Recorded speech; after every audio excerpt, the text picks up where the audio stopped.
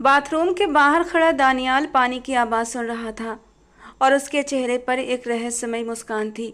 अचानक उसने एक सांप का छोटा सा बच्चा अंदर फेंका। शावर के नीचे खड़ी शहर की चीख पूरे गलियारे में गूंज उठी और वो घबराकर बाहर निकल आई। सामने दानियाल को देख वो जैसे जड़ हो गई। उसके तो बहमो गुमान में भी नहीं था कि हवेली का सरदार यहाँ तक आ जाएगा। वो जल्दी से तौलिया लपेट कर पीछे हटने लगी और गुस्से में बोली, लड़कियों के हॉस्टल में घुसकर ऐसी हरकत करते आपको शर्म आनी चाहिए। दानियाल ने ठंडे स्वर में जवाब दिया, बीबी से कैसी शर्म? वैसे भी तुम्हारी जैसी जिद्दी लड़कियों को समझाने का यही तरीका होता है। इतना कहकर उसने उसे अपने करीब खींचने की कोशिश की कि तभी उसका टॉवल तेजी से बजते अलार्म पर शहर की आंख एक झटके से खुली थी। वो एकदम बौखलाकर उठ बैठी। दिमाग सुन्न सा हो रहा था। नींद से जागने के कारण कुछ पल तक तो उसे सब कुछ खाली खाली सा नजर आया। आंखें मसलते हुए उसने कुछ गहरी सांसें लीं तो नज़र बेख्तियार दीवार पर लगी घड़ी पर जा ठहरी। 11 बज रहे थे। ओ मेरे खुदा, देर हो गई। वो तेजी से बिखरे बालों को समेट कर पीछे करती उठकर खड़ी हुई। पूरा कमरा खाली था। उसने साथ वाले बेड पर निगाह डाली। उसकी रूममेट नरमीन अपनी यूनिवर्सिटी जा चुकी थी। यूनिवर्सिटी का ख्याल आते ही एक तल्ख सी मुस्कान शहर के लबों पर आ टिकी। उसने एक चोर नज़र सामने अलमारी में डाली जहां उसका इकलौता काले रंग का बैग रखा हुआ था। उस बैग के अंदर कुछ किताबें थीं, वो किताबें जो उसने भागते वक्त अपनी कीमती अमानत के तौर पर उठाई थीं। उन किताबों को चाह कर भी फेंकने की उसके अंदर हिम्मत नहीं थी, लेकिन शायद फ़िलहाल उन किताबों का इस्तेमाल करना शहर के नसीब में नहीं था। एक गहरी सांस लेकर सिर झटकती वो अलमारी तक चली आई। अलमारी में उसने रात को ही अपने कपड़े इस्त्री करके लटका दिए थे। घड़ी की सुइयां रेंगते हुए आगे बढ़ रही थीं। तेजी से कपड़े निकाल कर वो वॉशरूम की ओर बढ़ी। आज उसे एक इंटरव्यू के लिए जाना था। पिछले कई हफ्तों से वो नौकरी के लिए लगातार भटक रही थी, लेकिन सिर्फ इंटर तक की पढ़ाई और उसकी भी डिग्री हाथ में न होने की वजह से उसे कोई स्कूल वाला भी अपने पास टीचर रखने को तैयार नहीं था। उसने कई जगह सेक्रेटरी, पर्सनल असिस्टेंट, यहाँ तक कि लाइब्रेरियन के तौर पर भी एप्लीकेशंस दी थी, मगर जब किस्मत ही बुरी हो तो कहीं से भी अच्छा जवाब नहीं आता। भूख से शहर के पेट में बल पड़ रहे थे। उसे याद था उसने कल दोपहर को एक चाय के कप के साथ कुछ बिस्किट खाए थे। बैग में रखी हुई रकम तेजी से ख़त्म हो रही थी। जब तक उसे नौकरी न मिल जाती उसके पास तो हॉस्टल के अगले महीने का किराया देने के पैसे भी नहीं थे। ये नौकरी उसके लिए बेहद ज़रूरी थी। नरमीन की बताई हुई इस नौकरी के लिए आज उसका इंटरव्यू था। तेजी से वॉशरूम में जाते हुए उसने दिल ही दिल में वादा किया कि आज जो भी हो जाए यह नौकरी मुझे हासिल करनी है। शावर का टैप खोलते हुए उसने अपने बालों में हाथ फेरकर उन्हें उलझनों से आज़ाद किया था। वो मगन अंदाज में नहा रही थी। गीले पानी की फुहार जिस्म पर पड़ी तो शहर के दिल के जख्म जैसे फिर से ताज़ा हो उठे। बेख्तियार उसकी निगाह सामने लगे शीशे पर पड़ी। वहाँ उसका अक्स नजर आ रहा था। सुतवा नाक, सुर्ख लब और हरी कांच जैसी आंखें, खूबसूरत और जादू भरी आंखें जिन्हें देखकर हर कोई एक पल के लिए हैरान रह जाता था। उसके लंबे बाल पीठ तक आते थे। उसे याद था जीनत आपा उसके बालों की कितनी केयर किया करती थी। जीनत आपा का ख्याल आते ही उसका हलक तक कड़वा हो गया। जीनत आपा से जुड़ी हर याद उसके लिए एक डरावना ख्वाब थी जिसे वो याद भी नहीं करना चाहती थी। खौफ की एक लहर उसके वजूद में जागी थी। चंद खास आवाज़ें उसके कानों में गूंजी तो बेख्तियार उसने घबराकर अपने कानों पर हाथ रख लिए। नहीं, मैं वहाँ से निकल आई हूँ। अब मैं वहाँ नहीं रहती। मुझे वो सब भूलना होगा। दिल ही दिल में खुद को यकीन दिलाती वो अपनी बढ़ती हुई धड़कनों पर काबू पा रही थी कि तभी अचानक उसकी नज़र फर्श पर पड़ी। एक पल के लिए तो वो खौफ से अपनी जगह पर जम कर रह गई। बाथरूम का फर्श सफ़ेद टाइल्स का बना हुआ था जिस पर पानी की बूंदें गिर रही थीं। उसी पानी में शहर के पैरों के बिल्कुल पास एक काले रंग का छोटा सा सांप रेंग रहा था। शहर की रंगत सफ़ेद पड़ गई और अगले ही पल उसके लबों से एक दिल दहला देने वाली चीख निकली। वो उछल कर दीवार से जा लगी। एक पल को उसे अपनी सांस रुकती हुई महसूस हुई। उसे तो लगता था कि उसने अपनी 18 साल की ज़िंदगी में जो कुछ देखा है, जो तकलीफ़ और डर देखा है, उसके आगे अब उसे कोई चीज़ डरा नहीं सकती। लेकिन उसका ये ख्याल गलत था। फर्श पर रेंगता वो 10-11 सेंटीमीटर लंबा सांप का बच्चा उसे अपनी मौत जैसा लग रहा था। वो बुरी तरह होश गंवा बैठी थी। फरार की कोई सूरत नजर नहीं आ रही थी। और फिर अंधाधुंध हैंगर पर लटका हुआ टॉवल खींचते हुए उसने अपने आसपास लपेटा। बाहर कमरे में कोई नहीं होगा, उसे यकीन था। इसीलिए कांपते हाथों से बाथरूम का दरवाजा खोलकर वो एक ही झटके में बाथरूम से बाहर निकल आई थी। लेकिन अगले ही पल किसी मजबूत लोहे जैसे वजूद से टकराते ही उसके 14 तबक रोशन हो गए। कोई उसके बाथरूम के बाहर खड़ा था, बिल्कुल दरवाजे के सामने। और उसके बाहर निकलते ही घबराए हुए भीगे वजूद को उसने फौरन अपने दोनों बाजुओं में कैद कर लिया था। शहर के लबों से एक और चीख निकली। उसने घबराकर सिर उठाया और एक बार फिर पत्थर बनकर रह गई। उसकी आंखें बेयकीनी से फैलीं, होंठ जरा से खुले और उसमें से बेआवाज उसका नाम निकला, दानियाल। हाँ मेरी जान, सरदार दानियाल खान, मैं ही हूँ। मेरा नाम लेने से घबराओ मत। अपनी सियाह आंखें उस पर जमाए वो मुस्कुराते हुए कह रहा था। उसके बाल माथे पर बिखरे हुए थे। उसने हमेशा की तरह अपनी आस्तीनों को कोहनियों तक फोल्ड कर रखा था। काली शॉल को मफरल के से अंदाज में कंधों पर डाले वो हमेशा की तरह उतना ही खूबसूरत और बेहद रौबदार नजर आ रहा था कि एक नज़र में दुनिया जीत सकता था। और इस वक्त भी उसके खूबसूरत चेहरे पर जीत का एक गहरा एहसास छाया हुआ था।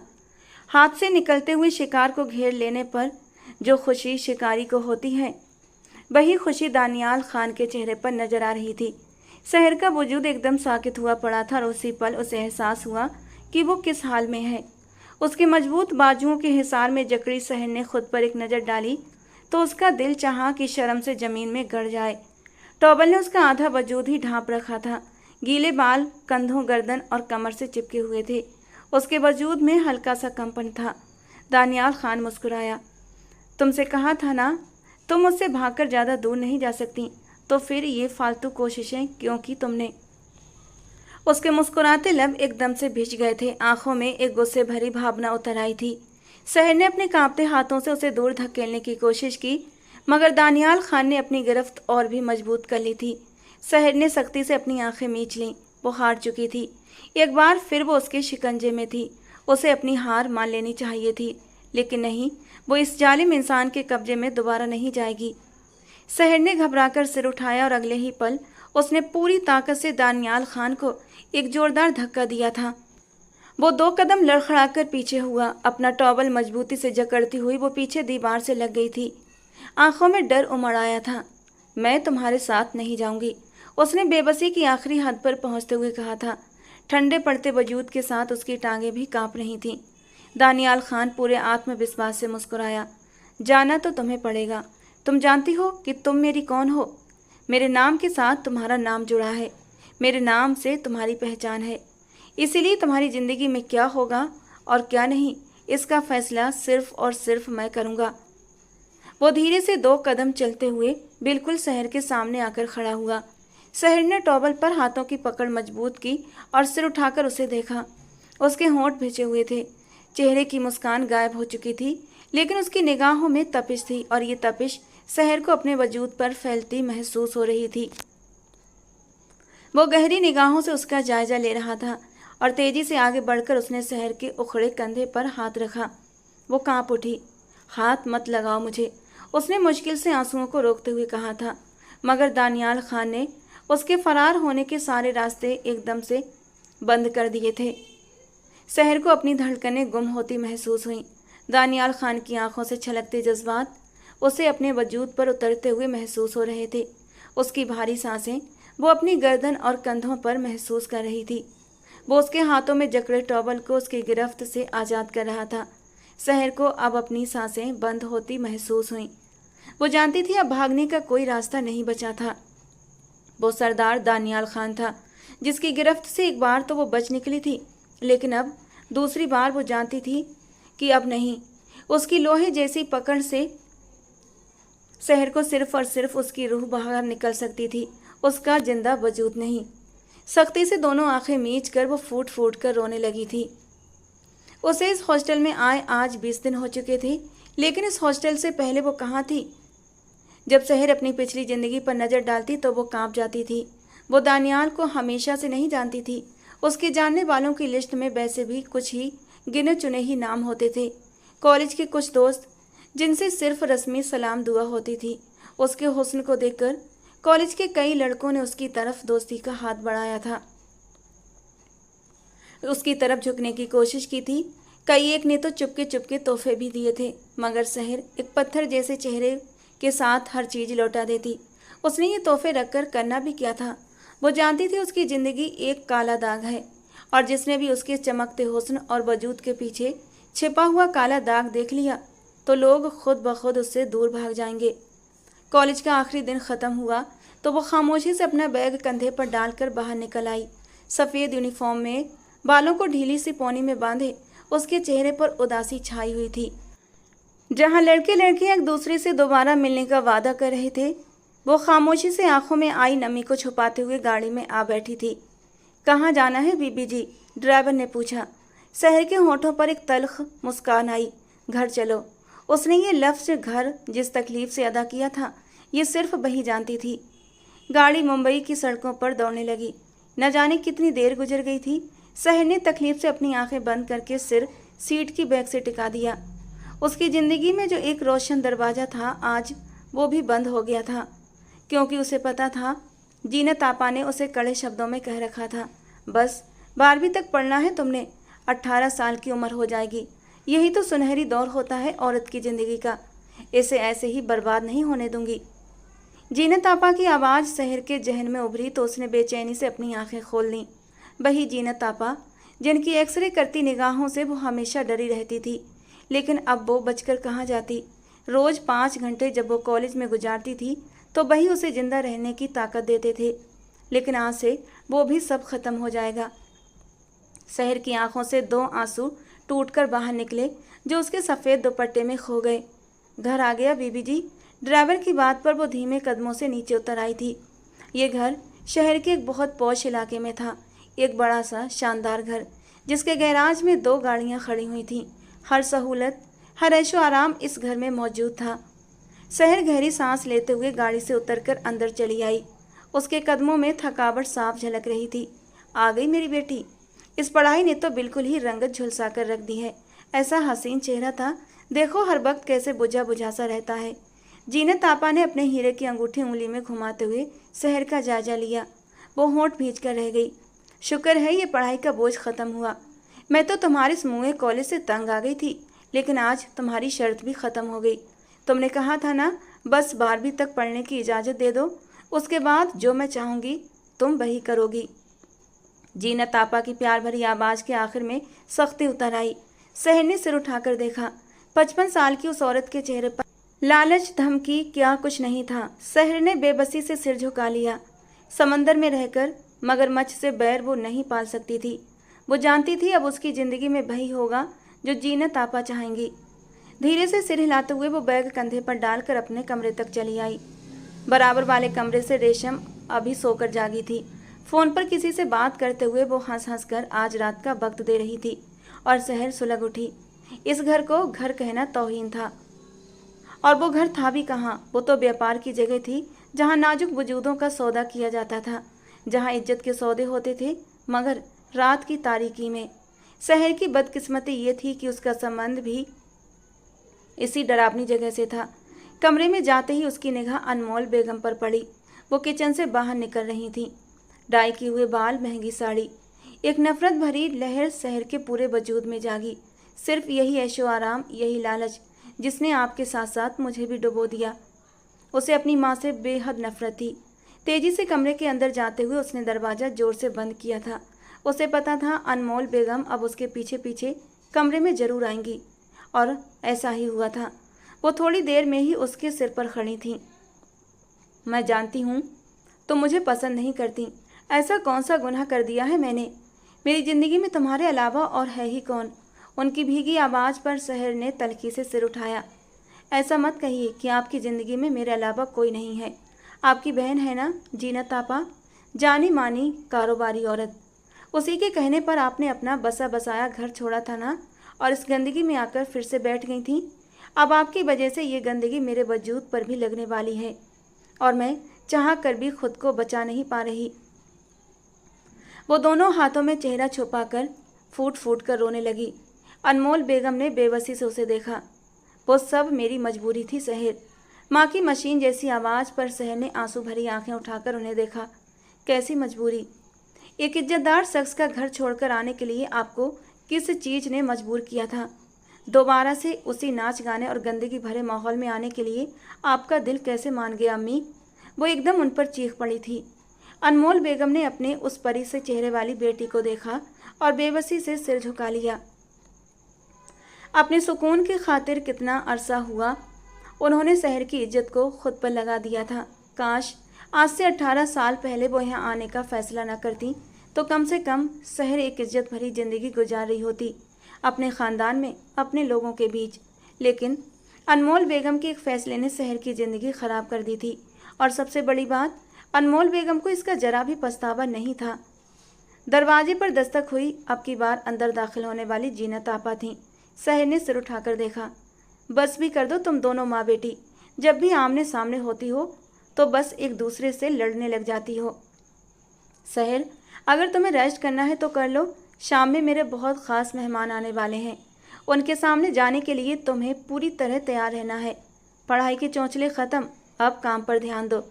मैं नहीं चाहती कि हमारा ये क्लाइंट नाराज़ होकर जाए, इसलिए अच्छा सा तैयार होना और उनके सामने कोई बेवकूफ़ी मत करना। जीनत आपा ने सख्ती से अंदर आते हुए कहा था। शहर का दिल जोर से धड़क उठा। उसने एक बेबस नज़र अपनी माँ पर डाली, जो अपने डाई किए हुए बालों में उंगलियां चलाते हुए अब पलट कर कमरे से बाहर की ओर जा रही थीं। उन्हें कोई अफसोस नहीं था, न कोई गम। उन्हें इस काम में कोई बुराई नज़र नहीं आती थी और ये सब कुछ उनकी मर्जी से ही तो हो रहा था। जीनत आपा अलमारी से कपड़े निकालकर सेलेक्ट कर रही थी और शहर पत्थर की मूरत बनी बही बैठी रह गई। आंखों से लगातार आंसू बह रहे थे। ये जोड़ा बेहतरीन है, काले रंग में तुम वैसे भी कमाल लगती हो। चलो कुछ देर सो जाओ। प्यार से उसे पुचकारते हुए वो जोड़ा बेड पर रखकर कमरे से निकल गई थी और शहर वहीं साकित बैठी रह गई। आने वाले लम्हों का ख्याल ही जानलेवा था।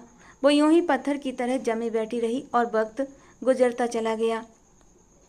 खामोशी से कई घंटे बीत गए और जीनत आपा एक दफ़ा फिर अंदर कमरे में दाखिल हुई।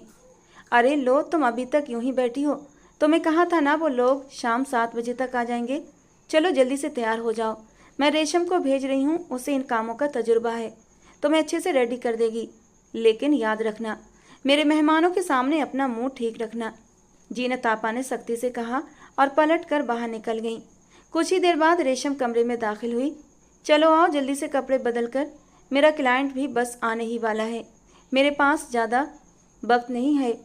जल्दबाजी में बोलती रेशम को शहर ने हैरान निगाहों से देखा। कितनी आसानी से उसने ये सब कुछ कबूल कर लिया था और इस माहौल में खुद को ढाल भी लिया था। अब ऐसे क्या देख रही हो? जाओ जल्दी जाकर कपड़े बदलो, टाइम नहीं है मेरे पास। तो वो अपनी सिसकियों को दबाती हुई उठकर खड़ी हुई थी। विरोध करने का कोई फ़ायदा नहीं था, क्योंकि वो जानती थी यहाँ सब ही काम करते हैं। उसकी मोहलत भी ख़त्म हो चुकी थी और अब उसे भी यही सब कुछ करना था। काले रंग का खूबसूरत फ्रॉक उठाकर वो वॉशरूम में चली गई थी। जब चेंज करके निकली तो उसके लंबे बाल कंधे पर बिखरे हुए थे। रेशम के हाथों में अच्छी खासी महारत थी। उसने उसके बालों को खूबसूरत हेयर स्टाइल में चेंज कर दिया। चेहरे पर खूबसूरती से किया गया मेकअप देखकर शहर अपना अक्स देखती रह गई। आज तो तुम्हारा क्लाइंट मुंह मांगी कीमत भी दे देगा। तुम इतनी हसीन जो लग रही हो, रेशम ने हंसकर कहा और मेज पर रखे फूलों के गजरे उसके हाथों में पहना दिए। शहर की आंखों में आंसू आने लगे, मगर उसे जीनत आपा की हिदायत याद थी। वो अब कोई तमाशा अफोर्ड नहीं कर सकती थी। चलो आ जाओ जल्दी से, मुनीर साहब आ गए हैं और इस वक्त लॉन्ज में बैठे हुए हैं, उनके लिए जूस लेकर आओ। जीनत आपा ने अंदर दाखिल होकर कहा था। खुशी तो उनके चेहरे से छलक रही थी। शहर ने खामोशी से आगे बढ़कर मेज पर रखे जूस की बुट्टेरें उठा ली थी। वो दुपट्टा सिर पर लेना चाहती थी, मगर जीनत आपा ने मना कर दिया। बुट्टेरें लेकर बाहर निकल आई। बातों की आवाज़ें आ रही थीं। वही माहौल था, वही कह कहे। शहर का दिल बैठने लगा था। वो लॉन्ज में दाखिल हुई। सामने सोफे पर एक जवान मर्द बैठा हुआ था। काले रंग का शलवार कमीज, हाथों में सिगरेट। वो लगातार किसी से बातें कर रहा था। शहर ने निगाह दौड़ाई। उसके साथ एक मर्द और भी था। वो सोफे पर इस तरह बैठा था कि उसकी पीठ शहर की ओर थी। शहर को सिर्फ उसके सर के बाल नजर आए थे, घने काले बाल।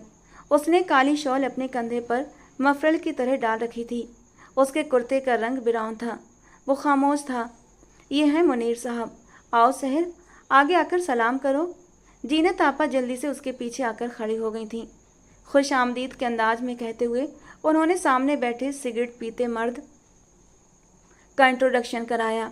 सहर के लबों पर एक कड़वी सी मुस्कान उभरी, लेकिन उसने सलाम नहीं किया। मैं चलता हूँ, मुझे देर हो रही है।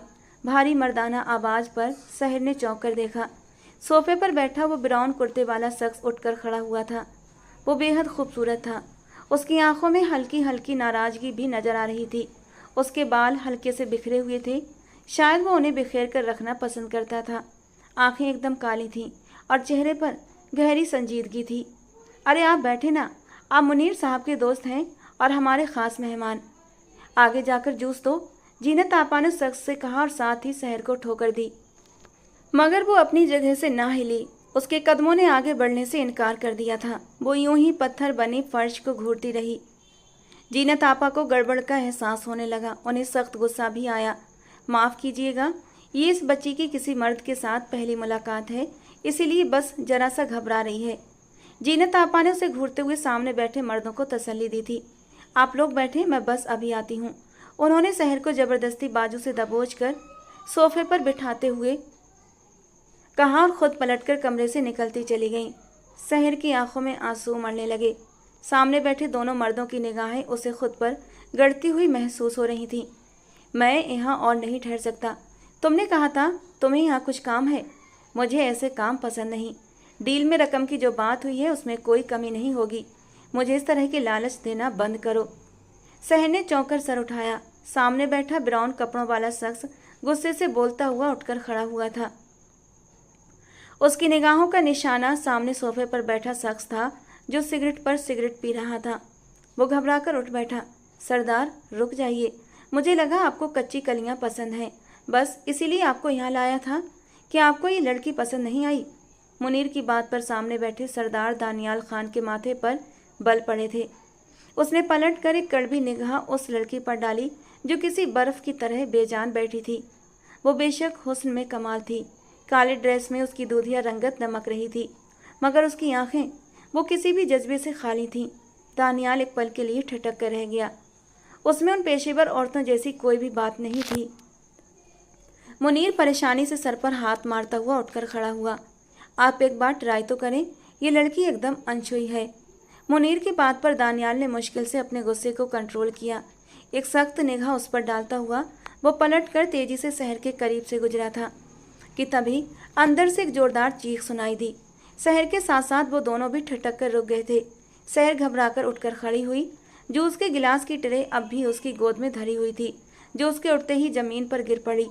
कांच दूर दूर तक फैलता चला गया, लेकिन उसे परवाह कब थी। उसके कान तो अंदर की ओर थे, जहां से जीनत आपा के चीखने की आवाज़ें आ रही थीं। वे लगातार अनमोल बेगम का नाम ले लेकर चिल्ला रही थीं। शहर का दिल डूबने लगा।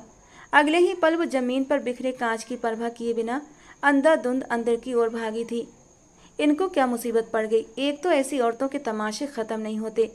मुनीर की बेजारी भरी आवाज़ उभरी, मगर दानियाल खान गहरी निगाहों से अंदर भागती उस काली फ्रॉक वाली लड़की को देखता चला गया था। बेख्तियार ही उसके कदम लॉन्ज के दरवाजे तक आए थे। यहाँ से अंदर का मंजर साफ था। वो काली फ्रॉक वाली लड़की दरवाजे पर हाथ रखे खड़ी थी। उसका वजूद धीरे धीरे कांप रहा था। अंदर का मंजर खौफनाक था। दराज कद वाली वो मॉडर्न सी औरत जमीन पर पड़ी थी। उसकी रंगत नीली पड़ रही थी और आंखें खुली हुई थीं। उसने एक हाथ से अपने दिल की जगह को जकड़ रखा था। दानियाल की तजुर्बेकार निगाहों ने एक पल में ही भांप लिया था, उस औरत को दिल का दौरा पड़ा है, और दौरा इतना शदीद था कि चंद मिनटों में ही वो ख़त्म हो चुकी थी। उसके साथ बैठी हुई वो मोटी सी औरत, जिसे मुनीर जीनत आपा के नाम से पुकार रहा था, वो दहाड़े मार मार कर रो रही थी। कई जवान लड़कियां कमरों से निकल निकल कर आसपास जमा हो रही थीं। सभी की आंखों में आंसू थे और चेहरों पर अफसोस। सिर्फ एक वही लड़की थी जो साकित निगाहों से जमीन पर पड़ी उस औरत को देख रही थी। अम्मी, उसके लबों से घुटी घुटी सी चीख निकली थी। दानियाल ने चौंक कर उसकी ओर देखा। मतलब जमीन पर गिरी हुई वो औरत उसकी माँ थी। दानियाल के दिल को एकदम से कुछ हुआ था। वो ऐसी औरतों को पत्थर दिल समझता था।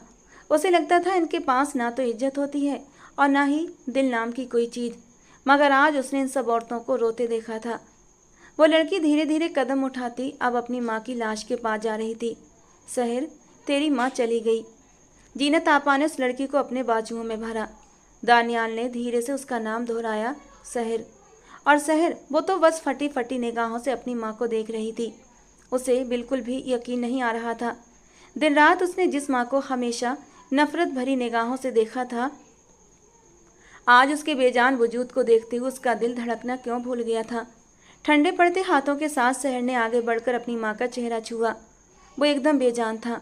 सहर के वजूद में एक कपकपी सी दौड़ गई। कांपते हाथों के साथ उसने अनमोल बेगम की खुली हुई आंखों को बंद कर दिया और फिर उसके जब्त का बंधन जैसे टूट गया। अगले ही पल वो फूट फूट कर रो पड़ी। जमीन पर गिरी अनमोल बेगम की लाश से लिपटकर वो बिल्कुल बच्चों की तरह रो रही थी, उन्हें रोक रही थी। वो जैसी भी थी उसकी माँ थी, उसका इकलौता सहारा थी। सहर जानती थी उनके जाने के बाद ये घर और यहाँ के रहने वाले उसके लिए भूखे भेड़िए जैसे बन जाएंगे। आज उसकी ज़िंदगी का सबसे बुरा दिन था, ये बात तो तय हो चुकी थी। अनमोल बेगम का हाथ थामे वो बुरी तरह से रो रही थी। दरवाजे पर खड़े दानियाल खान ने मुश्किल से अपनी निगाह हटाई, क्योंकि उसके अंदर तूफान उमड़ रहे थे। उसने एक बार फिर पलटकर एक निगाह जमीन पर गिरी उस औरत पर डाली और मुश्किल से अपने अंदर उमड़ते उबाल को उसने रोका था। दुख की खड़ी खत्म हो गई थी। अब बेयकीनी और गुस्सा एक साथ उमड़ रहा था। वो जानता था कि ये औरत कौन है। ये चेहरा उसके लिए नया नहीं था। इस चेहरे को उसने हवेली में कई जगह पर देखा था। इस नाम की पुकार उसने हवेली में कई दफ़ा सुनी थी। दानियाल खान ने अपने लब भींचे, सरदार, हमें यहाँ से चलना चाहिए। मुनीर की आवाज़ पर वो लब भींचता पलटा। उसकी लाल आंखें देखकर मुनीर एक बार फिर चौंका था। मैं आपकी डील की रकम यहाँ से जाते ही आपके अकाउंट में भेज दूंगा। मैंने आपका वक्त ख़राब किया, इसके लिए मैं शर्मिंदा हूँ, मुनीर शर्मिंदगी भरे लहजे में कह रहा था। एक सख्त निगाह उस पर डालता दानियाल खान बहुत ही तेज़ी से उस घर से बाहर निकलता चला गया। अपनी गाड़ी में बैठने तक जमीन पर गिरी वो औरत और उसके सिरहाने बैठी वो नाजुक सी लड़की उसकी निगाहों के आगे घूमती रही। शहर से हवेली तक का सफ़र उसने कैसे तय किया वो खुद भी नहीं जानता था। जिस वक्त वो हवेली के दरवाजे से अंदर दाखिल हुआ, उसका सर दर्द से फटा जा रहा था। ये सब कैसे हो सकता है? आखिर ये कैसे मुमकिन है? हाथों की मुट्ठी बनाकर उसने स्टीयरिंग व्हील पर हाथ मारा। गाड़ी में सन्नाटा था। चंद लम्हों तक दानियाल की भारी सांसें गाड़ी में गूंजती रहीं और फिर खुद पर काबू पाता वो दरवाज़ा खोलकर बाहर निकल आया। तेजी से कदम उठाते उसका रुख नाइमा बेगम के कमरे की ओर था। वो जानता था इस वक्त वो मगरिब की नमाज पढ़कर तस्बीह हाथों में लेकर बैठी होंगी और उन्होंने दरवाजे से अपने खूबसूरत बेटे को अंदर आते देखा तो उनके लबों पर एक प्यारी सी मुस्कान बिखर गई। हमेशा की तरह दानियाल खान ने झुककर माँ से प्यार लिया। क्या बात है, आज बहुत थके हुए लग रहे हो। शहर में नई मिल खोलने की वजह से तुम ज़्यादा ही थके रहते हो ना। उन्होंने प्यार से दानियाल के सर पर हाथ फेरते हुए ये बात कही थी, मगर वो किसी गहरी सोच में गुम था। अम्मा जान, मैंने आपसे पहले कभी नहीं पूछा, लेकिन हमारे सारे फैमिली एल्बम और ख़ानदान की तस्वीरों में एक औरत की तस्वीर नज़र आती है जिसका नाम आप सब लोग अनमोल लेते हैं। चाचा जान ने उस औरत से शादी की थी, उसे हवेली लाए थे, लेकिन फिर उस औरत का क्या हुआ आप में से किसी ने कुछ भी नहीं बताया, बल्कि जब भी उनका नाम आता है हवेली में सब लोग खामोश हो जाते हैं। बाबा जान भी, आप भी, आखिर ऐसा क्यों है? कौन थी वो औरत और कहाँ गई? दानियाल ने नज़र उठाकर माँ से सवाल किया। नाइमा बेगम का मुस्कुराता चेहरा एकदम से सफ़ेद पड़ गया और वहाँ उदासी के बादल छा गए। दानियाल खान गहरी निगाहों से माँ के हाव भाव का जायजा ले रहा था। उन्होंने एक गहरी सांस ली। हम सब इस किस्से को हमेशा के लिए दफन कर चुके हैं दानियाल, मगर तुम आज क्यों पूछ रहे हो? उन्होंने निगाह उठाई। दानियाल उन्हें ही देख रहा था और वो जानती थी अब वो जाने बगैर नहीं रहेगा। अनमोल तुम्हारी चाची का नाम था। वो पुरानी तस्वीरें जो तुमने देखी हैं उनमें वो तुम्हें हमेशा तुम्हारे चाचा के बराबर खड़ी नजर आएंगी, मुस्कुराती हुई और एकदम खुशबाज। तुम्हारे चाचा उसे उस जगह से लेकर आए थे जहाँ की औरत सारी ज़िंदगी इज्जत के लिए तरसती है। तुम्हारे चाचा की रंगीन तबीयत की वजह से तुम्हारे बाबा अक्सर उनसे नाराज़ रहते थे। वो जानते थे इसरार खान कोई ना कोई बुराई जरूर अपने गले में डाल लेगा, और उसने ऐसा ही किया। एक रोज़ जब वो आधी रात को घर वापस आया तो उसके साथ अनमोल भी थी। तुम्हारे चाचा इसरार ने उससे निकाह कर लिया था। वही हुआ जिसका डर था। एक ऐसी औरत जिसकी समाज में कोई भी इज्जत नहीं थी, तुम्हारे चाचा उसे अपनी बीवी बनाकर ले आए थे। हवेली में एक कोहराम मच गया। तुम्हारे दादा जान, बाबा जान, हर कोई गुस्से में था। सब ये चाहते थे कि तुम्हारे चाचा जान अनमोल बेगम को घर से निकाल दें, लेकिन तुम्हारे चाचा जान मोहब्बत के मामले में बहुत पक्के थे। उन्होंने अपनी मोहब्बत निभाई। उन्होंने अनमोल बेगम के खिलाफ सबसे लड़ाई की थी। रफ्ता रफ्ता हवेली में सब ने इस बात को कबूल कर लिया कि अगर वो लोग इसरार अहमद को अपने साथ रखना चाहते हैं तो उन्हें अनमोल बेगम को भी बर्दाश्त करना होगा। जब ये बात तय हो गई तो सभी ने अनमोल बेगम को वो हक और वो इज्जत देना शुरू कर दी जो एक हवेली की बहू का हक होता है। अनमोल बेगम को हर वो खुशी दी गई जिसकी कोई भी औरत तमन्ना कर सकती है। तुम्हारे चाचा ने सचमुच दुनिया की हर आसाइश लाकर अनमोल के कदमों में ढेर कर दी थी, और वो खुश भी थी। लेकिन न जाने उसे क्या हुआ, पहले पहल वो इसरार के आने पर खुश होती थी, और बाद में इस हवेली के रस्म व रिवाज और उसूल उसे बुरे लगने लगे। उसे सर पर दुपट्टा लेना अच्छा नहीं लगता था। उसे रातों को देर तक बाहर घूमना पसंद था। मगर तुम्हारे चाचा जान उसूलों के पाबंद थे। उन्होंने खुद तो उस मोहल्ले में जाना छोड़ दिया था। सारी बुरी आदतों को भी त्याग कर अब वो एक परिवार बनाकर जीना चाहते थे। मगर अनमोल, वो जहाँ से आई थी वहाँ रातों में ही तो रोशनी होती थी। अनमोल को ये रूटीन समझ नहीं आई। उसे हवेली और हवेली के लोग चुभने लगे थे। वो इज्जत, वो मोहब्बत जो हवेली के अंदर हर इंसान ने उसे दी, वो अनमोल को रास नहीं आई, बल्कि उसे अपनी बही दिन रात अपनी ओर खींचने लगे। जहाँ वो आज़ादी से सांस लेती थी, जहाँ उसके अपने रिश्तेदार रहते थे। इसरार को उसकी बदलती तबीयत का अंदाज़ा था। इसरार ने उसे बहुत समझाया, मगर उनके झगड़े इतने बढ़ गए कि दादा जान उनकी लड़ाई झगड़ों को देखकर बीमार होकर इस दुनिया से ही रुखसत हो गए, और फिर उनके बाद तुम्हारी दादी जान भी। मगर अनमोल को तो जैसे दुनिया की कोई चीज़ रोक नहीं सकती थी। इसरार उसकी ख्वाहिशें पूरी करते करते थक चुका था। शायद वो उसे छोड़ भी देता अगर उसे ये न पता चलता कि अनमोल माँ बनने वाली है। इसरार की खुशियों का कोई ठिकाना नहीं था। उसने एक बार फिर अपनी मोहब्बत अनमोल पर निछावर करना शुरू कर दी थी। वो 9 महीने अनमोल ने जैसे किसी सूली पर लटकते हुए गुजारे। वो हवेली में किसी से बात नहीं करती थी। उसे ये हवेली और उसके दरो दीवार कैद खाना लगते थे। और वो दिन जब उसने उस नन्ही सी परी को जन्म दिया, उसकी बहन जीनत उससे मिलने के लिए आई थी। इसरार ने यह सोचकर दोनों बहनों को मिलने से मना नहीं किया कि शायद अनमोल यहीं पर अपने घर वालों से मिलकर अपने घर लौटने की ख्वाहिश को छोड़ देगी। इसरार नहीं चाहता था कि वो वापस उस मोहल्ले में जाकर अपने रिश्तेदारों से मिले, मगर अनमोल तो न जाने क्या सोचकर बैठी थी। अस्पताल से इसरार किसी काम से घर गया था, और जब वापस आया तो वहाँ अनमोल और बच्ची का नामो निशान भी नहीं था। पूरे अस्पताल में ढूंढ ढूंढ कर देख लिया, मगर कहीं भी ना अनमोल थी और ना उसकी 2 दिन की बेटी। इसरार सदमे से एकदम पागल होने वाला था। उसने दुनिया का कोई कोना नहीं छोड़ा जहाँ अनमोल को तलाश ना किया हो, मगर न जाने अनमोल को ज़मीन निगल गई थी या फिर आसमान। इसरार के होशो हवास जवाब देने लगे थे। बीबी की जुदाई और उसका धोखा इतना शर्मनाक था कि उसने लोगों से मिलना जुलना और उठना बैठना छोड़ दिया। उसने एक बदनाम मोहल्ले की औरत को इज्जत दी, मोहब्बत दी, उसे ज़िंदगी की हर आसाइश दी, लेकिन वो सब चीज़ें उसके मुंह पर मार कर वापस उन्हीं लोगों में चली गई, और साथ में उसकी बेटी भी ले गई जो सिर्फ 2 दिन की थी। ये ताना इसरार को जीते जी ख़त्म कर गया। यही वजह है कि इतने बरस गुजर जाने के बाद भी अनमोल का जब भी कोई नाम लेता है तो इस हवेली के दरो दीवार कांप जाते हैं। उस औरत ने इस हवेली को बहुत दुख दिए हैं। अम्मा जान की आवाज़ अब आंसुओं में डूबी हुई थी। दानियाल खान वैसे ही लब भींचे माँ को देखता रहा। लेकिन तुम क्यों पूछ रहे हो? उन्होंने एकदम सर उठाकर कहा, और वो जो सब्र की इंतहाओं पर था एकाएक अपनी जगह से उठकर खड़ा हुआ। कुछ नहीं अम्मा जान। नामे सर हिलाते हुए वो तेजी से माँ के कमरे से बाहर निकल आया था। उसके अंदर ज्वार भाटे उठ रहे थे। इस हवेली के लोग अनमोल बेगम से नफरत करते थे, लेकिन अब उस नफरत का कोई फ़ायदा नहीं था। वो जानता था वो औरत आज इस दुनिया से जा चुकी है, लेकिन उसके सिरहाने बैठी वो काली फ्रॉक पहने लड़की जिसकी आंखें आंसुओं से भीगी हुई थीं, वो उसकी बेटी थी। दानियाल के दिलो दिमाग में आंधियां सी चलने लगीं। माफ़ करना बेटा, इस लड़की की आज मर्दों से पहली मुलाकात है, इसलिए इतना झिझक रही है। जीनत आपा की आवाज़ उसके कान में गूंजी तो एक झटके से उसने अपनी आंखें खोली थीं।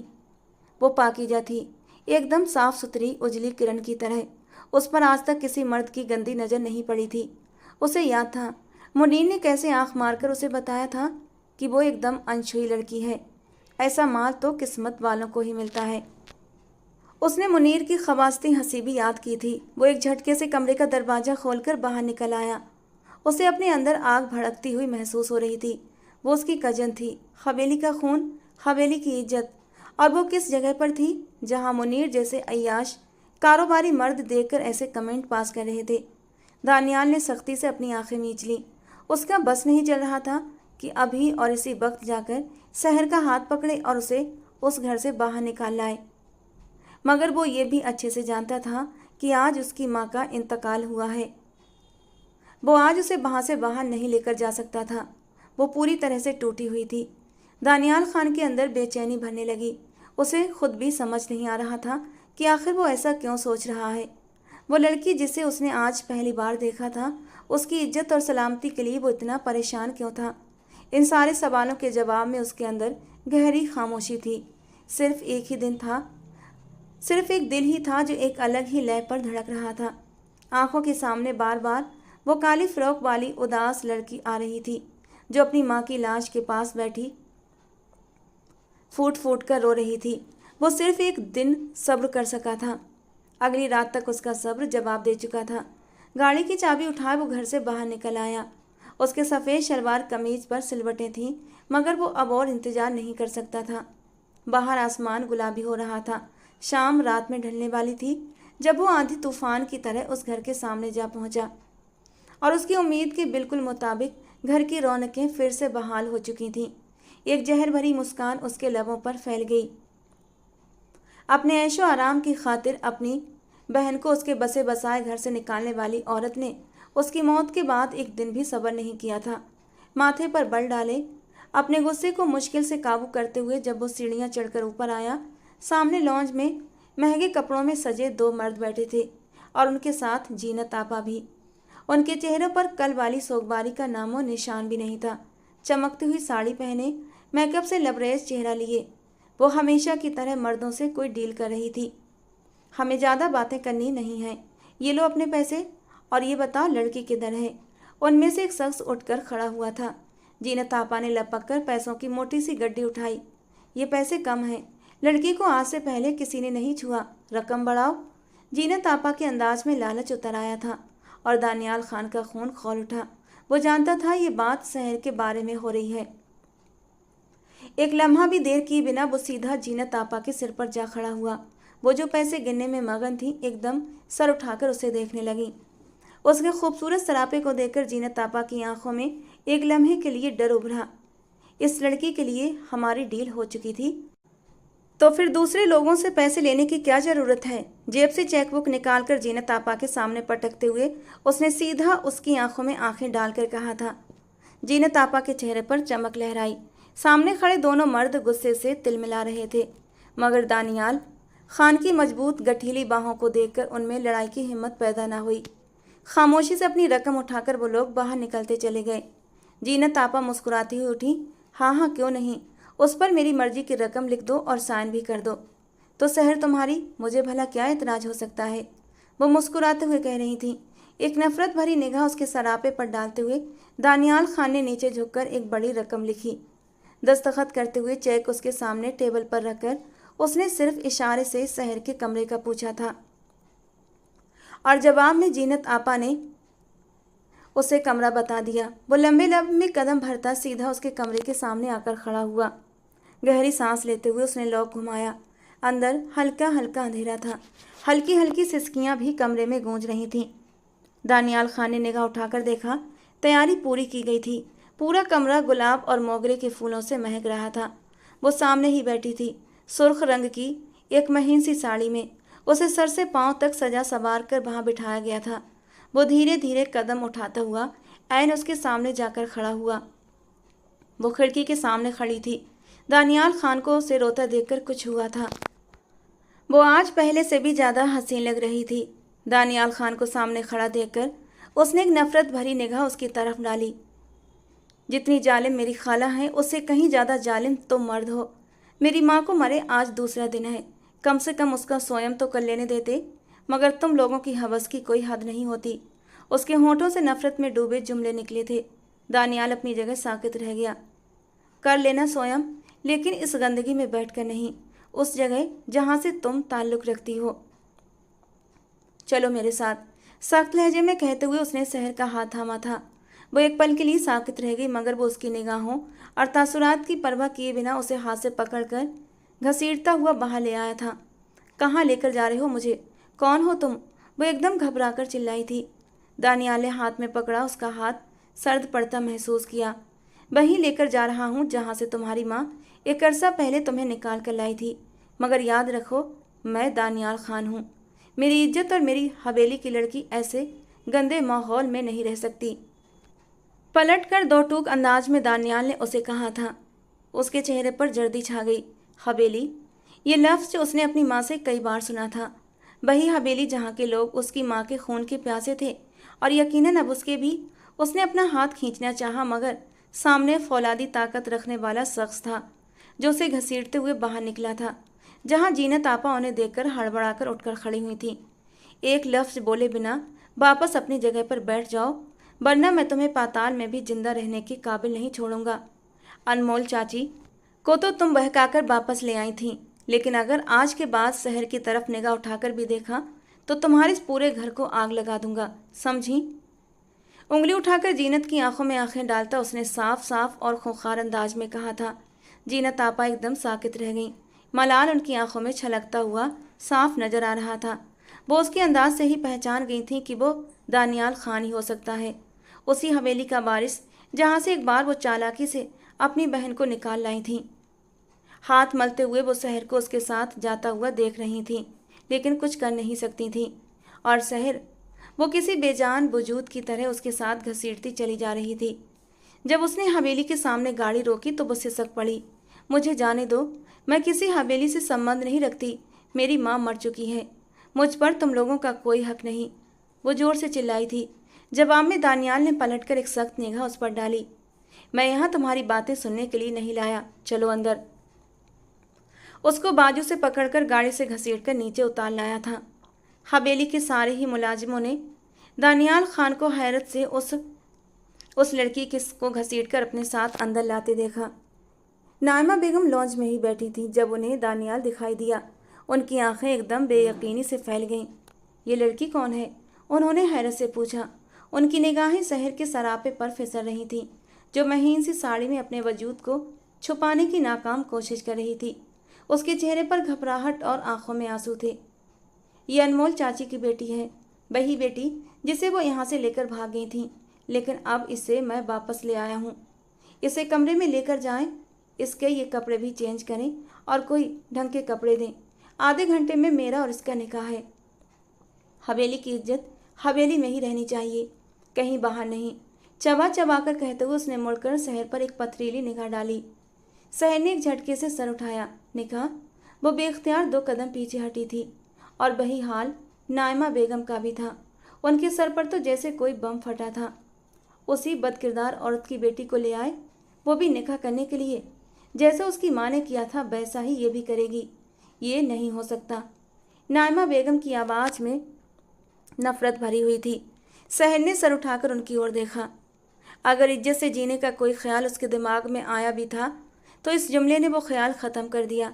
मगर दानियाल ने माँ की बात जैसे सुनी ही नहीं। वो उसे बाजू से पकड़कर अंदर की तरफ ले आया। एक कमरे का दरवाज़ा खोलते हुए उसने शहर को लगभग अंदर धकेला था। यहाँ से बाहर निकलने का सोचना भी मत। उसकी बेयकीन निगाहों में झांकते हुए उसने उंगली उठाकर कहा और दरवाज़ा बंद करके पलट आया। पता नहीं वो किस बात से इतना ज़्यादा खौफजदा था। वो उसे अब हाथ से जाने देना नहीं चाहता था, वो उसे खोना नहीं चाहता था। और आधे घंटे बाद वो नाइमा बेगम की बेहद नापसंदगी और नाराज़गी के बावजूद उससे निकाह कर चुका था। शहर का हाथ निकाहनामे पर दस्तखत करते वक्त जोर से कांपा था। वो दुल्हन के रूप में तो थी, लेकिन उसे पता नहीं था कि आज उसका निकाह भी हो जाएगा। दोनों हाथों में चेहरा छुपाए वो फूट फूट कर रोने लगी। उसे पता था दानियाल खान ने उसके साथ क्या सलूक करना है। वो उसे अपनी माँ के घर से भागने का बदला लेगा। उसे सिर्फ नफरत देने के लिए ही वो यहाँ पर लाया था। शहर की आंखें आंसुओं से भीगने लगीं और अगले ही पल एक ख्याल बिजली के कड़कते कौंधे की तरह उसके दिमाग में आया। वो उस दलदल से तो फरार हो ही गई थी, अब उसे वहां से कोई पकड़ने के लिए नहीं आने वाला था। अगर वो इस हवेली से भी निकल जाती तो वो आज़ाद थी। वो अपनी ज़िंदगी खुद अपनी मर्जी से गुजार सकती थी। उसके सिर पर किसी का कोई एहसान नहीं होता, खासकर दानियाल खान का। उसे एकदम झुरझुरी सी आ गई। वो उसकी नफरत सह नहीं सकती थी। तेजी से बिस्तर से उठते हुए उसने अपने आसपास देखा। दानियाल खान की काली शॉल सोफे पर पड़ी हुई थी। शहर ने लपक कर वो शॉल उठाई। शॉल को अपने आसपास लपेटते वो भागने के लिए तैयार थी। तभी उसकी नज़र मेज पर रखी उन किताबों पर पड़ी। वो यूनिवर्सिटी की किताबें थीं, शायद दानियाल खान की पुरानी किताबें। शहर के अंदर उसकी पुरानी हसरत जागी। वो लपक कर अलमारी तक गई। अलमारी खोलते ही उसने सामने एक बैग नजर आया। तेजी से बैग उठाते उसने सफरी बैग में वो किताबें ठूस लीं। अलमारी में ही लटकती दानियाल खान की टी शर्ट और ट्राउजर उठाकर वो जल्दी जल्दी अपने कपड़े भी बदलने लगी। वो अब उस दुल्हन वाले ड्रेस में इस घर से भागकर नहीं जा सकती थी। उसने एक बार फिर किसी ख्याल के तहत दोबारा अलमारी खोली थी। अलमारी के अंदर एक छोटा सा लॉकर और था, जिसे खोलते हुए उसके हाथ कांप रहे थे, लेकिन उसने खोल दिया। उस लॉकर में नोटों की कई गड्डियां रखी हुई थीं। उसने कांपते हाथों से 2 गड्डियां उठाईं और बैग में डाल लीं। कुछ ही लम्हों में वो ढीली टी शर्ट और ट्राउजर में थी। काली शॉल को उसने अपने इर्द गिर्द लपेटा हुआ था। बैग को कंधे पर डालते हुए वो अगले ही पल पिछले हिस्से में खुलने वाली खिड़की से बाहर की ओर कूद गई थी। उसका सांस बहुत तेजी से चल रहा था, दिल भी जोरों से धड़क रहा था, लेकिन अपनी इज्जत और अपनी जान उसे प्यारी थी। उसकी खुशकिस्मती थी कि हवेली के पिछले हिस्से में उसे कोई नहीं मिला। वो तेजी से दौड़ते हुए पिछले दरवाजे से बाहर रोड पर निकल आई। एक लोकल ट्रांसपोर्ट में बैठते शहर पहुंचते उसे कई घंटे गुजर गए थे। शुक्र था उसके पास हवेली से चुराई गई वो रकम मौजूद थी। बाद के सारे मामलात उसने कैसे तय किए वो कुछ नहीं जानती थी। बस दिमाग में एक ही बात थी, उसे इस हवेली से दूर जाना था। उसे अपने हर उस रिश्ते से दूर जाना था जो उसे कभी भी पलटकर उसके अतीत की याद दिला सकता था। वो नफरत से जीना नहीं चाहती थी।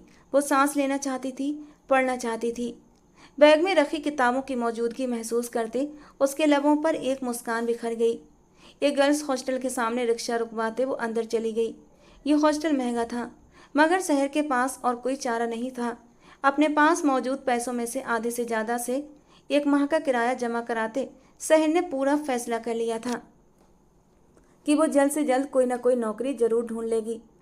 लेकिन उसे नहीं पता था कि दानियाल खान जिससे वो भागती फिर रही है, वो उसे ढूंढता हुआ यहाँ तक आ पहुँचेगा। उसकी हल्की सी सिसकी दानियाल खान के कानों में पड़ी तो वो जो बेबाकियों की इंतहा पर था एकदम रुक गया। गहरी सांस लेकर उसने खुद को संभाला था। धीरे से उसको छोड़ते हुए वो एकदम पीछे हटा। एक गहरी नज़र उसके गुलाबी पड़ते चेहरे पर डालता दानियाल खान वॉशरूम की तरफ बढ़ गया था। अंदर से उसका लिबास लाकर शहर की तरफ बढ़ाते दानियाल ने अपना रुख दूसरी तरफ कर लिया। इजी हो जाओ और ये ड्रेस पहन लो, मैं तुम्हें अब और ज़्यादा परेशान नहीं करूँगा। उसकी बात पर शहर ने भीगी नज़रें उठाकर उसकी ओर देखा था। वो सारे मालिकाना हक रखते हुए भी खामोशी से पीछे हटकर खड़ा हो गया था, जबकि शहर वो तो उसके सामने बिल्कुल बेबस थी। कांपते हाथों से जल्दी से उसने अपना ड्रेस उसके हाथ से झपट लिया था। ये चंद जोड़े उसे नरमीन ने ही तो दिए थे। दानियाल खान अपना रुख दीवार की तरफ मोड़े लम्हा लम्हा गिन गिन कर गुजार रहा था। धड़कते दिल को संभालना उसके लिए मुश्किल हो रहा था, लेकिन वो खुद पर जब्त की खड़ा था। वो मुड़ा तो वो कपड़े पहन चुकी थी। दानियाल खान को उस पर से नजरें हटाना मुश्किल हुआ था। हर रंग जैसे बना ही उसके लिए था। मैं तुम्हें परेशान नहीं करना चाहता था, मगर मुझे समझ नहीं आता कि तुम मुझसे भाग क्यों रही हो। लेकिन शायद ये तुम्हारा अपना पर्सनल फैसला है, बिल्कुल उसी तरह जैसे तुम्हारी माँ ने हवेली छोड़ने का फैसला किया था। उसके लहजे में एक तलखी उतर आई थी। शहर ने घबरा कर निगाह उठाई। वो उसे उसकी माँ से क्यों तुलना दे रहा था? कहीं वो भी उसे किरदार की कच्ची तो नहीं समझता? इस सोच ने उसे अंदर तक हिलाकर रख दिया था। तुम सिर्फ एक बार मेरे साथ हवेली चलो, मुझे तुम्हें किसी से मिलवाना है। इतना भरोसा तो तुम मुझ पर कर ही लोगी। सिर्फ एक बार चलो, उसके बाद तुम मेरी तरफ से आज़ाद हो। जहाँ जाना चाहोगी मैं खुद तुम्हें वहाँ ड्रॉप कर दूंगा। तुम पर किसी भी तरह की कोई ज़बरदस्ती नहीं करूँगा। वो संजीदगी से कह रहा था और शहर का दिल एक लम्हे के लिए डोल गया था। उसने घड़ी पर निगाह दौड़ाई। इंटरव्यू का वक्त तो निकल चुका था। गहरी सांस लेते उसने जैसे खुद को हालात के बहाव पर छोड़ने का फैसला कर लिया था। वो उससे भाग नहीं सकती थी। इतनी कोशिश करने के बावजूद उसने चंद ही दिनों में शहर को ढूंढ लिया था। वो जानती थी उसके पास ना तो अपनी खाला और माँ जैसी चालाक जहनियत और ना ही उसकी किस्मत इतनी अच्छी थी कि वो जो चाहती वो कर सकती। खामोशी से दुपट्टा अपने सिर पर ओढ़ते उसने दानियाल खान को साथ चलने का इशारा दे दिया। वो चंद सांसों तक उसे गहरी निगाहों से देखता रहा और फिर पलटकर कमरे से बाहर निकल गया था। आओ मेरे साथ। शहर ने पलटकर अलमारी में रखा उसका वो काला बैग भी उठा लिया। वो उसकी अमानत थी। अब जब हवेली जा ही रही थी तो उसे ये बैग भी वापस कर देना था। पूरा रास्ता गाड़ी में खामोशी रही। दानियाल खान ने उससे कोई बात नहीं की थी। गाड़ी हवेली के सामने रुकी तो शहर का दिल जोर से धड़का। कहीं वो उसे अंदर ले जाकर बंद तो नहीं कर देगा। मगर दानियाल खान गाड़ी से उतरकर खामोशी से उसकी तरफ देख रहा था। आओ मेरे साथ। उसे अपनी ओर देखता पाकर उसने कहा। शहर खामोशी से उसके पीछे चल दी। राहदारियों से गुजरते हुए वो सीधा एक कमरे तक चला आया। उस कमरे का दरवाज़ा बंद था। आहिस्तगी से दरवाजे पर दस्तक देकर वो धीरे से अंदर दाखिल हो गया था और उसके पीछे पीछे शहर भी। अंदर का माहौल नीम तारीख था। सामने बेड पर कोई शख्स लेटा था। बूढ़ा सा शख्स जिसके सिर और दाढ़ी के बाल सफ़ेद हो चुके थे। लगता था वो एक लंबे अरसे से बीमार है। उसका वजूद बेहद कमज़ोर था। आहट पर उस शख्स ने अपने कांपते हाथ को आंखों तक ले जाकर देखने की कोशिश की। चचा जान की तबीयत अब कैसी है अम्मा जान? दानियाल खान ने संजीदगी से पूछा था। बेड के साथ खड़ी नायमा बेगम ने आंखों में आए आंसू पोंछे और ना में सर हिला दिया। मगर दरवाजे में खड़ी शहर का वजूद जैसे जंजीर हुआ था। चाचा जान। उसके लबों ने बेआवाज हरकत की। वो धीरे धीरे चलती बेड के करीब जाकर खड़ी हो गई थी। ये मेरे चाचा इसरार अहमद हैं, तुम्हारे पापा। तुम्हारी माँ के छोड़कर जाने के बाद उनकी ये हालत हो गई है। मैंने इन्हें तुम्हारे बारे में बताया था। ये तुमसे मिलना चाहते थे, बस इसीलिए तो तुम्हें वापस लाना पड़ा। दानियाल खान की आवाज़ जैसे कहीं दूर से आती महसूस हुई थी। शहर की आंखों में नमी फैलने लगी। उसके हाथों में कपकपी सी उतरने लगी। उसकी माँ ने हमेशा उसे यही बताया था कि उसका बाप मर चुका है, मगर वो जिंदा था। अपने कांपते हुए हाथ उठाकर शहर को अपने करीब आने का इशारा कर रहा था। वो 2 कदम चलकर बेड के और नज़दीक हुई। उसे समझ न आया कि सामने बिस्तर पर लेटे शख्स को क्या कहकर बुलाए। अब्बा जान, बाबा जान या पापा। कोई लफ्ज़ उसका दिमाग सारे अल्फाज से खाली हो गया था।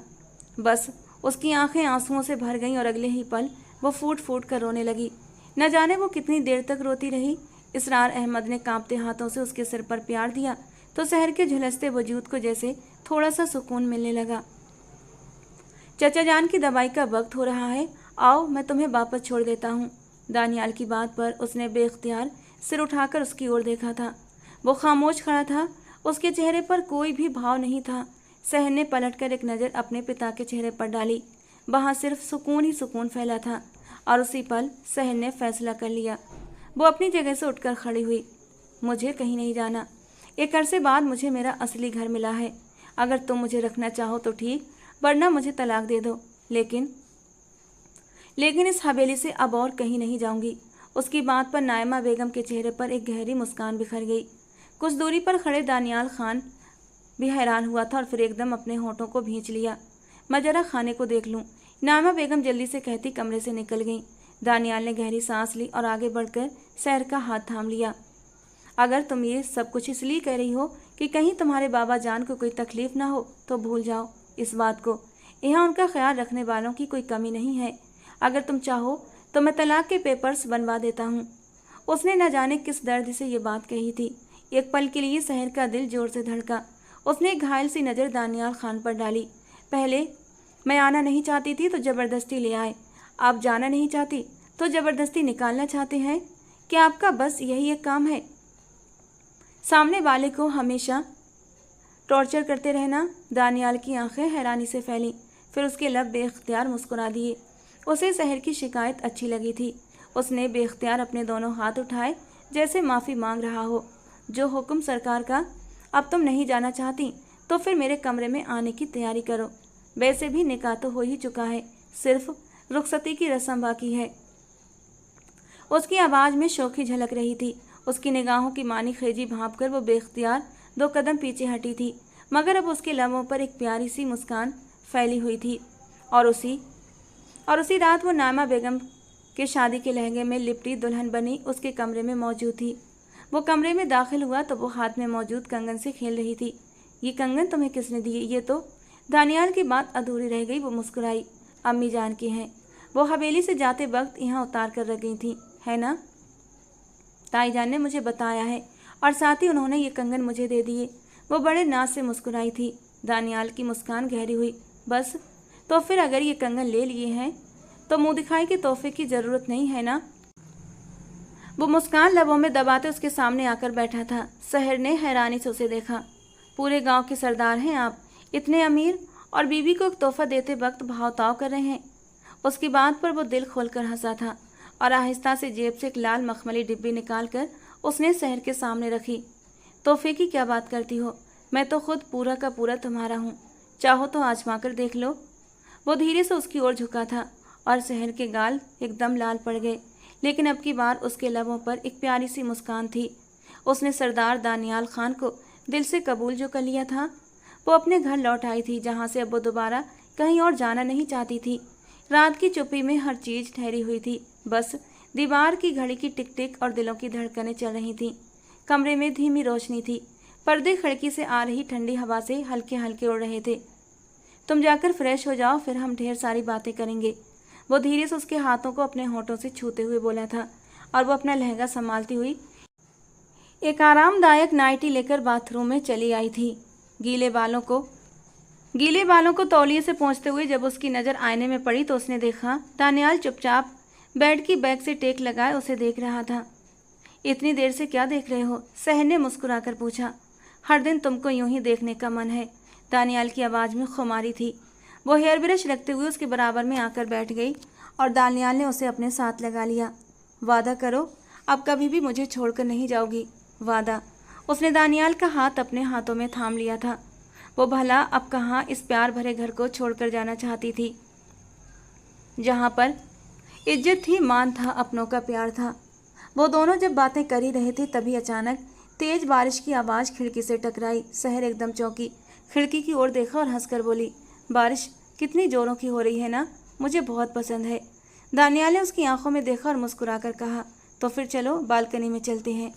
शहर थोड़ी झिझकी, फिर उसका हाथ थामते हुए वो दोनों बालकनी की ओर बढ़ गए। जैसे ही उन्होंने बाहर कदम रखा, ठंडी बूंदें उनके चेहरे को छू गईं। शहर मुस्कुराने लगी और दोनों बारिश में भीगने लगे। उसके खूबसूरत चेहरे पर बारिश की बूंदें मोतियों की तरह दमक रही थीं। दानियाल का मन मचल उठा उन पानी की बूंदों को अपने होठों से चुन लेने के लिए, और फिर अचानक ही दानियाल ने उसकी कलाई पकड़ी और उसे अपनी ओर खींच लिया। इतनी खूबसूरत बारिश में तुम और तुम्हारी ये प्यारी सी मुस्कान, जान ले लोगी क्या मेरी? शहर ने शर्माकर नजरें झुका लीं, मगर दिल की धड़कनें तेज हो गईं। दानियाल ने अपने सुलगते होंठ उसके एक एक करके दोनों आंखों पर रख दिए और उसकी पलकों से पानी की बूंदें अपने होठों से चुन लीं, जो उसकी पलकों पर ठहरे हुए थे। फिर धीमे से बोला, आज की रात सिर्फ हमारी है। बारिश के संगीत में घुली उनकी धड़कनें, ठंडी बूंदों से भीगे हुए बदन और उस पल की खामोशी, सब कुछ जैसे थम सा गया था। शहर ने उसकी आंखों में झांका और धीरे से उसका हाथ अपने गाल पर रख लिया। क्या ये पल हमेशा के लिए ठहर सकता है? उसने फुसफुसाकर पूछा। दानियाल ने उसके माथे पर किस करते हुए कहा, जब तुम साथ हो तो हर पल ठहरा लगता है। मैं तुम्हारा साथ देने के लिए तैयार हूँ दानियाल, मुझे खुद में समेट लो। अगले ही पल शहर की मुस्कुराहट में भीगी हुई आंखें बंद हो गईं और दानियाल ने अपने होंठ उसके होंठों पर रख दिए, बेहद नरम और बेहद प्यार से। बारिश की बूंदें जैसे उनके चारों ओर साज बजा रही थीं। जिस तरह आज प्यासी धरती की प्यास आसमान बुझा रहा था, वैसे ही उसके लबों का जाम पीते हुए दानियाल अपने अंदर की प्यास बुझा रहा था। धीरे धीरे उसके चेहरे के हर नक्श को छूता चला गया और फिर उसकी गर्दन को छूता हुआ उसे बुरी तरह मदहोश कर गया और फिर एक झटके से उसे बाहों में उठाकर अंदर कमरे में लाया था। बालकनी का स्लाइडिंग डोर बंद करते हुए उसने अपने गीले कपड़े उतारे थे और फिर शहर को अपने करीब करते हुए उसकी डोरियों को भी खोल दिया था और अगले ही पल वो उसे हर पर्दे से आज़ाद कर चुका था। भीगा भीगा उसका वजूद दानियाल के जज्बातों में आग लगा चुका था और अब उसे खुद पर कंट्रोल नहीं था। बेड पर लेटते हुए उसने शहर को अपनी ओर खींचा था और वो उसके सीने से आ लगी थी। शर्म से चेहरा लाल हुआ पड़ा था और ये रूप दानियाल को और भी मदहोश कर रहा था। अभी अभी तुमने कहा था ना कि तुम मेरा साथ दोगी, तो फिर अब वक्त है मेरा साथ देने का। किस्मी, उसने अपने होठों पर उंगली रखते हुए शहर से कहा था और शहर ने शर्माते हुए अपने होठ दानियाल के होठों पर रख दिए थे और उन्हें बहुत ही प्यार से महसूस करने लगी थी। फिर दानियाल ने अपनी उंगली अपने गालों पर रखी और शहर ने वहाँ भी अपने होठ रख दिए। उसके बाद दानियाल ने अपनी उंगली अपने गर्दन पर रखी थी। शहर ने दानियाल की गर्दन को भी अपने नरम होठों से छू लिया था। दानियाल धीरे धीरे अपने वजूद के हर हिस्से की ओर इशारा कर रहा था और शहर उसे अपने नरम होठों से छूते हुए मदहोश कर रही थी। लेकिन एक जगह पर आकर शहर शर्म के मारे बुरी तरह लाल हुई थी और उसके सीने पर अपना छोटा सा मुक्का मारते हुए बोली, आप बहुत गंदे हैं। और दानियाल ने हंसते हुए उसे अपने सीने में भींच लिया था। आज के लिए रहने दो, लेकिन धीरे धीरे मैं तुम्हें सब कुछ सिखा दूंगा। कहते हुए वो उसकी धड़कनों पर अपने होंठ रख गया था और उसे अपनी छुअन से मदहोश करने लगा। और शहर उसकी संगत में बहुत खुश थी, बल्कि उसे अपनी किस्मत पर यकीन नहीं हो रहा था कि उस गंदगी भरे दलदल से निकलकर वो एक प्यार भरी और इज्जत की छाँव में आ गई थी और उस रात की बारिश उनकी मोहब्बत की पहली गवाह बन गई थी। तो दोस्तों, आज की हमारी कहानी आपको कैसी लगी कमेंट बॉक्स में ज़रूर बताना। पसंद आई हो तो प्लीज़ लाइक करना।